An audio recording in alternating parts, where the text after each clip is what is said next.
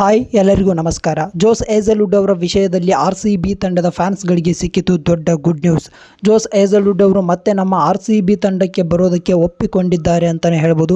ಇದುವರೆಗೂ ಬಂದಂಥ ಅಪ್ಡೇಟ್ಸ್ಗಳ ಪ್ರಕಾರ ಜೋಸ್ ಹೇಜಲ್ವುಡ್ ಅವರು ಮತ್ತೆ ನಮ್ಮ RCB ತಂಡಕ್ಕೆ ಬರೋದಿಲ್ಲ. ರೀಸ್ಟಾರ್ಟ್ ಆಗಿರುವಂಥ IPL ಪಂದ್ಯಾವಳಿಗಳನ್ನು ಜೋಸ್ ಹೇಜಲ್ವುಡ್ ಅವರು ನಮ್ಮ RCB ತಂಡದ ಪರವಾಗಿ ಆಡೋದಿಲ್ಲ ಎನ್ನುವಂಥ ಮಾಹಿತಿಗಳು ಇದ್ವು.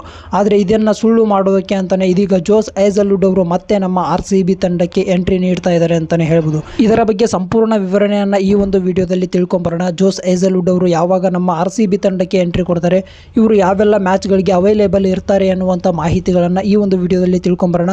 ಅದಕ್ಕಿಂತ ಮುಂಚೆ ನೀವೇನು ನಮ್ಮ ಚಾನಲ್ಗೆ ಸಬ್ಸ್ಕ್ರೈಬ್ ಮಾಡ್ಕೊಂಡಿಲ್ಲ ಅಂದರೆ ಕೂಡಲೇ ಸಬ್ಸ್ಕ್ರೈಬ್ ಮಾಡ್ಕೊಳ್ಳಿ. IPL 2025ನಲ್ಲಿ ನೀವೇನಾದರೂ ಜೋಸ್ ಹೇಜಲ್ವುಡ್ ಅವರ ಬೌಲಿಂಗನ್ನು ಇಷ್ಟಪಡ್ತಾ ಇದ್ದರೆ ಕೂಡಲೇ ಜೋಸ್ ಹೇಜಲ್ವುಡ್ ಎಂದು ಕಮೆಂಟ್ ಮಾಡಿ.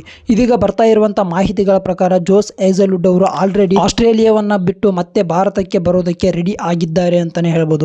ಇವರು ಆ ಏರ್ಪೋರ್ಟ್ಗೆ ಬಂದಿರುವಂಥ ಒಂದು ಫೋಟೋ ವೈರಲ್ ಆಗ್ತಾ ಇದೆ. ಇದು ಜೋಸ್ ಹೇಜಲ್ವುಡ್ ಅವರು ನಮ್ಮ RCB ತಂಡಕ್ಕೆ ಮತ್ತೆ ಮರಳ್ತಾ ಇರುವಂಥ ಒಂದು ಫೋಟೋ ಅಂತಾನೆ ಹೇಳ್ಬೋದು. ನಮ್ಮ RCB ತಂಡದ ಫ್ಯಾನ್ಸ್ಗಳೆಲ್ಲನೂ ಕೂಡ ಗಾಬರಿ ಬಿದ್ದೋಗಿದ್ರು. ಯಾಕಂದರೆ IPL 2025ನಲ್ಲಿ ನಮ್ಮ RCB ತಂಡ ಅದ್ಭುತವಾದ ಪ್ರದರ್ಶನವನ್ನು ತೋರ್ತಾ ಇದೆ.